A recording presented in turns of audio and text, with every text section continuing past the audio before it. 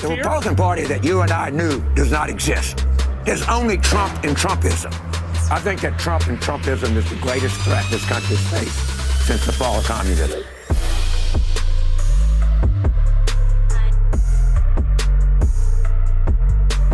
If you watched the Democrat debates last night, you were likely really drunk. But if you managed to stay conscious, you definitely noticed CNN activists playing their typically deceptive games, but this time focusing them on Bernie Sanders. Senator Sanders, I do want to be clear here. You're saying that you never told Senator Warren that a woman could not win the election. That is correct. Senator Warren, what did you think when Senator Sanders told you a woman could not win the election? I really love it when their BS comes back to bite them. This is what happens when you put activists in positions of journalism or debate moderation. They're propagandists. What do you expect? Will this open their eyes to the threat posed by CNN and other Democrat Party outlets? Probably not. They live in a media bubble that won't allow them to see anything but pure hatred for their political opposition. This blind partisanship leads to a disconnect that manifests in astonishingly stupid statements like this one. I think that Trump and Trumpism is the greatest threat this country has faced since the fall of communism. And the only way to deal with it is to defeat it resoundly.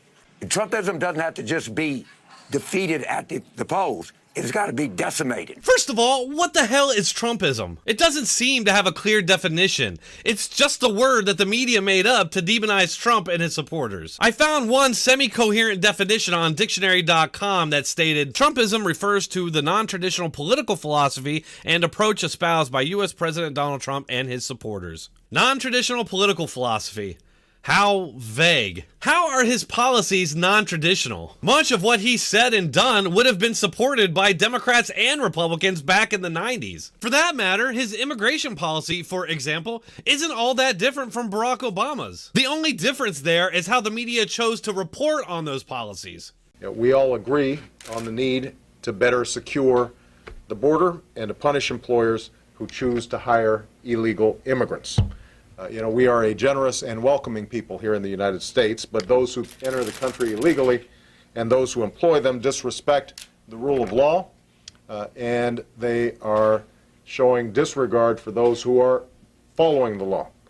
We simply cannot allow people to pour into the United States undetected, undocumented, unchecked, and circumventing the line of people who are waiting patiently, diligently, and lawfully. Sure, he doesn't act like a traditional politician, but his policies aren't anything vastly outside the norm, especially when compared to the increasingly far-left Democrats. And beyond that, his policies are having a good effect on the country and our economy. For all the fear-mongering from the media, his policies and trade deals are actually turning out pretty good, which is precisely why they have to continue the fear-mongering. I fail to see how Trumpism, whatever the hell that is a threat to this country. More like a threat to the Democrat Party and their lapdog media. That Trump and Trumpism is the greatest threat this country has faced since the fall of communism.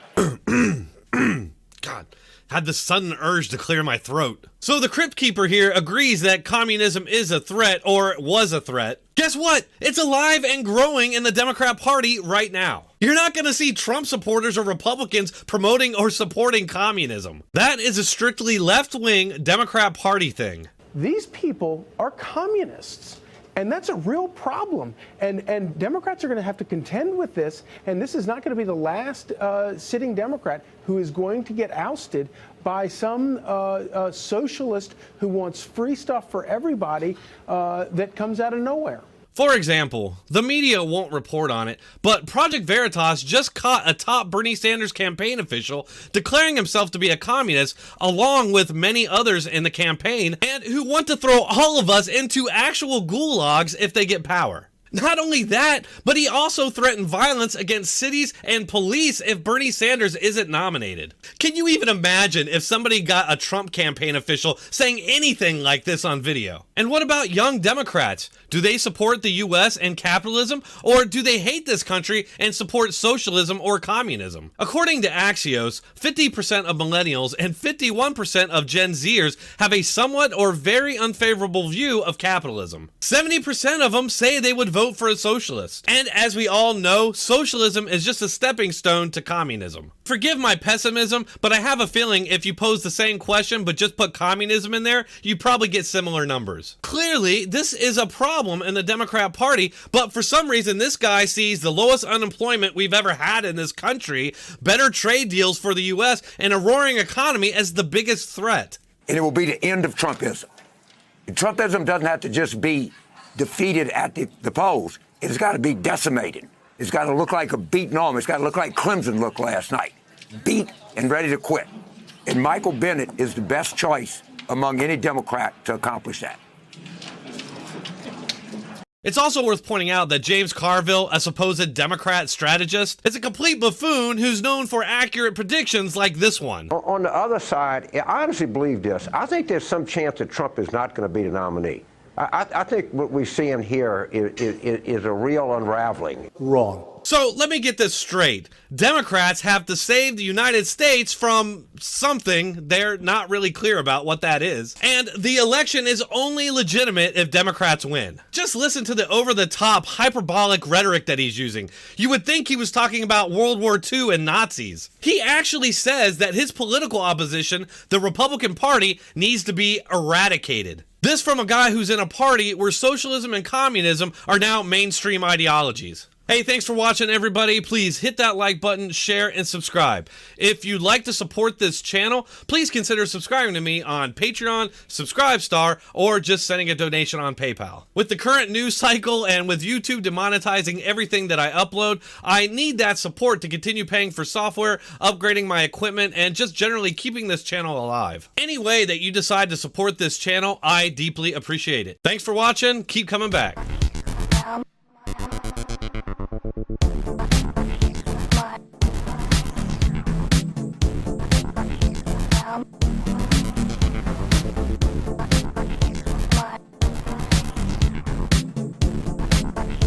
What?